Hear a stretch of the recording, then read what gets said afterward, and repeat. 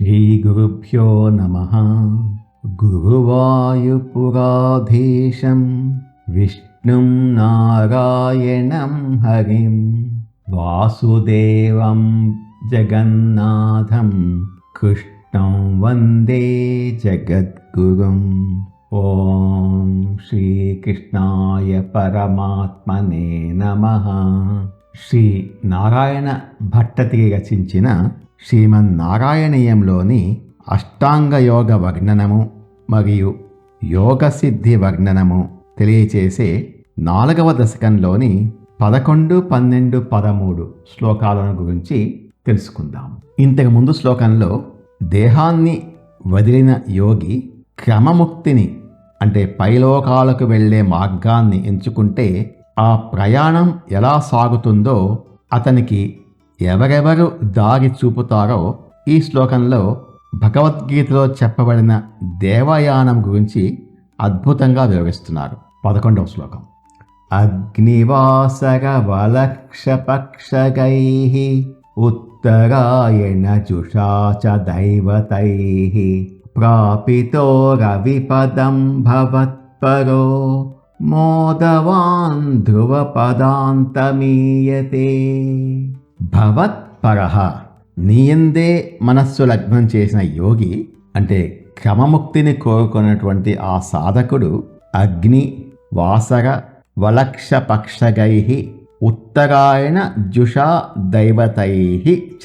అగ్నిదేవుని చేత, వాసర పగటి అభిమాన దేవత చేత, వలక్షపక్షగైః శుక్లపక్ష అభిమాన దేవతల చేత, ఉత్తరాయణ జుషా దైవతైః చ ఉత్తరాయణ కాలానికి సధిపతులైన దేవతల చేత, రవిపదం ప్రాపితః సూర్యమండలానికి చేర్చబడినవాడై, మోదవాన్ ఎంతో సంతోషాన్ని పొందుతూ, ధ్రువ పద అంతం ఈయతే ధ్రువమండలం వరకు పయనిస్తాడు.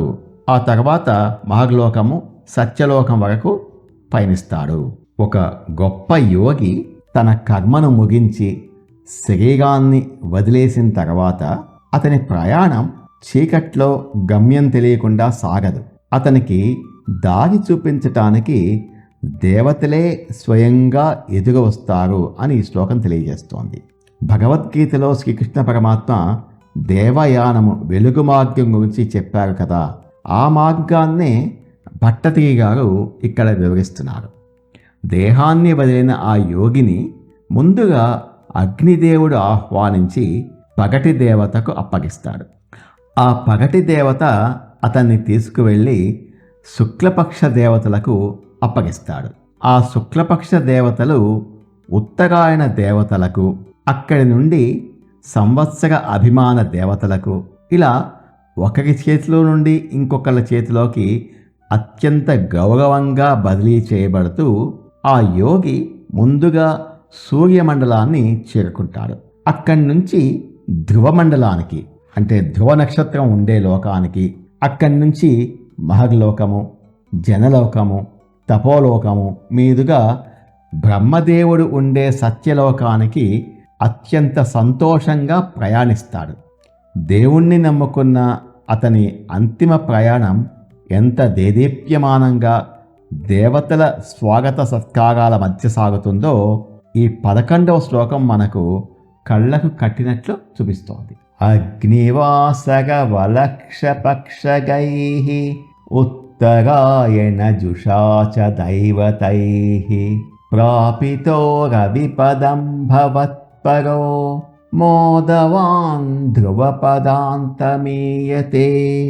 ఓ గురువాయూరప్ప, నీయందే మనసు నిలిపినటువంటి ఆ గొప్ప యోగి దేహాన్ని వదిలిన తర్వాత అగ్నిదేవుడు, పగటిపూటకు అధిపతి అయిన దేవత, శుక్లపక్ష దేవతలు మరియు ఉత్తరాయణ కాలానికి అధిపతులైన దేవతల సహాయంతో ముందుగా సూర్యమండలాన్ని చేరుకుంటాడు. ఆ తర్వాత ఆ దేవతల మార్గనిర్దేశంలో ఎంతో సంతోషంగా పయనిస్తూ ధ్రువమండలాన్ని, ఆపై సత్యలోకాన్ని చేరుకుంటాడు అని అంటున్నారు కవి. గురువాయూరప్పను పూజిస్తే కలిగేటటువంటి లాభం గురించి వివరిస్తున్నారు. 12వ శ్లోకం.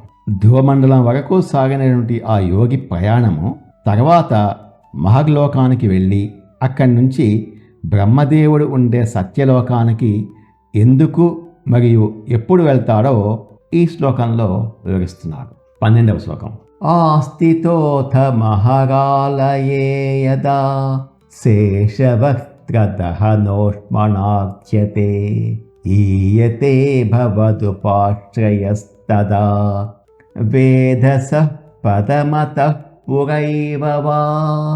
అథ ఆ తర్వాత అంటే ధ్రువమండలం దాటిన తర్వాత మహర్ ఆలయే ఆస్థితః మహర్లోకమునందు నివసించుచున్నవాడై యదా ఎప్పుడైతే ప్రళయకాలమునందు శేషభక్త్ర దహన ఉష్మణ ఆదిశేషుని నోటి నుండి వెలువడే ప్రళయాగ్ని వేడి చేత ఆజ్యతే పీడించబడతాడో బాధపడతాడో తదా అప్పుడు అతః పురా ఏవవా లేదా అంతకంటే ముందు కాని అంటే తన ఇష్టానుసారము భవత్ ఉపాశ్రయ నిన్ను ఆశ్రయించిన ఆ యోగి వేదసః పదం ఈయతే బ్రహ్మదేవుని నివాస స్థానమైన సత్యలోకానికి చేరుకుంటాడు, సత్యలోకానికి వెళ్తాడు. దేవయాన మార్గంలో వెళ్ళిన ఆ యోగి సూర్యమండలము ధ్రువమండలము దాటుకొని మహర్లోకం చేరుకుంటాడు. ఆ మహర్లోకంలో ఎంతో ప్రశాంతంగా దివ్యమైన ఆనందాన్ని అనుభవిస్తూ చాలా కాలం ఉండిపోతాడు. కానీ బ్రహ్మదేవుని పగలు ముగిసిన తర్వాత ఒక ప్రళయం వస్తుంది. దాన్ని నైమిత్తిక ప్రళయము అంటారు. ఆ సమయంలో పాతాళంలో ఉండే ఆదిశేషుని నోటి నుండి భయంకరమైన ప్రళయాగ్ని పుడుతుంది. ఆ మంటలు భూలోకము భువర్లోకము సువర్లోకాలను దహించేసి వాటి వేడి మహర్లోకం వరకు తగులుతుంది. ఆ వేడిని భరించలేక ఈ యోగి ఆ మహర్లోకాన్ని విడిచిపెట్టి ఇంకా పైన ఉన్న సత్యలోకానికి పయనమవుతాడు. లేదా కొందరు యోగులు ఆ ప్రళయం వచ్చేదాకా కూడా ఆగరట. మహర్లోకంలోని సుఖాలపై కూడా వాళ్లకు ఆసక్తి లేకపోవడం వల్ల వాళ్ళ ఇష్ట ప్రకారం ముందే సత్యలోకానికి వెళ్ళిపోతారు. అతః పురైవవా భగవంతుని నమ్ముకున్న వాళ్లకు అణువణువున ఎంత స్వేచ్ఛ ఉంటుందో వారి ఊర్ధ్వలోక ప్రయాణం ఎంత అద్భుతంగా సాగుతుందో ఈ శ్లోకం మనకు వివరిస్తోంది. ఆస్థితోథ మహరాలయే యదా శేషవక్త్రదహనోష్మణాచ్యతే ఈయతే భవదుపాశ్రయస్తదా వేదసః పదమత పురైవ వా. ధ్రువమండలాన్ని దాటి మహర్లోకంలో నివసిస్తున్న ఆ యోగి కల్పాంతమునందు ప్రళయకాలంలో పాతాళం నుండి ఆదిశేషుని ముఖముల ద్వారా వెలువడేటటువంటి అగ్ని జ్వాలల వేడికి ఎప్పుడైతే బాధపడతాడో అప్పుడు కానీ లేదా తన స్వచ్ఛంద నిర్ణయంతో అంతకంటే ముందుగాని నిన్ను ఆశ్రయించిన ఆ యోగి బ్రహ్మదేవుని నివాసమైన సత్యలోకానికి చేరుకుంటాడు అని గురువాయూరప్పను పూజిస్తే ఎటువంటి ప్రయోజనాలు చేకూరుతుందో వివరిస్తూ ఆ గురువాయూరప్పను కీర్తిస్తున్నాడు. సత్యలోకం చేరుకున్న ఆ యోగి అంతిమంగా మోక్షాన్ని భగవంతునిలో ఐక్యాన్ని ఎలా పొందుతాడు, అతనికి ఉండే అనంతమైన యోగశక్తి స్వేచ్ఛ ఎలాంటిదో ఈ శ్లోకంలో అద్భుతంగా వివరిస్తున్నారు. 13వ శ్లోకం. తత్ర వా తవ పదే తవా వసన్ ప్రాకృత ప్రళయేతి ముక్తతాం స్వేచ్ఛయా ఖలు పురా విముచ్యతే సంవిభిద్య జగదండమోజసా. తత్ర వా అథవా తవ పదే వసన్ అక్కడ అంటే ఆ సత్యలోకంలో కానీ లేదా నీ స్థానమైన వైకుంఠంలో కానీ వసన్ నివసిస్తూ ప్రాకృత ప్రళయే ముక్తతాం ఏతి ప్రాకృత ప్రళయకాలమందు బ్రహ్మ ఆయుష్ తీగినప్పుడు వచ్చేటటువంటి మహాప్రళయంలో ముక్తతాం ఏతి ముక్తిని మోక్షమును పొందుతాడు. ఖలు నిశ్చయముగా స్వేచ్ఛయా ఓజస జగత్ అండం తన స్వంత ఇష్ట ప్రకారం స్వేచ్ఛతో తన అద్భుతమైన యోగ శక్తితో ఓజస జగత్ అండం ఈ బ్రహ్మాండాన్ని ఈ విశ్వాన్ని సంవిభిద్య ఛేదించుకొని బయటకు వచ్చి పురా విముచ్యతే ఆ ప్రళయం రాకముందే విముక్తిని పొందుతాడు, మోక్షాన్ని పొందుతాడు. ఒక గొప్ప యోగికి మరణం తర్వాత కూడా ఎంతటి అపరిమితమైన స్వేచ్ఛ ఉంటుందో ఈ శ్లోకం మనకు కళ్ళకు కట్టినట్లు వివరిస్తోంది. సత్యలోకానికి వెళ్ళిన యోగి అక్కడ బ్రహ్మదేవునితో సమానమైన సుఖాలను అనుభవిస్తూ ఉండిపోతాడు, లేదా నేరుగా స్వామివారి వైకుంఠానికి వెళ్ళిపోతాడు. ఇలా ఎంతకాలం ఉంటాడు? ప్రాకృత ప్రళయం వచ్చే వరకు. ప్రాకృత ప్రళయము అంటే బ్రహ్మదేవుని 100 సంవత్సరాల ఆయుష్ పూర్తయిన తర్వాత ఈ సృష్టి మొత్తం పూర్తిగా లయమైపోయే మహాప్రళయం.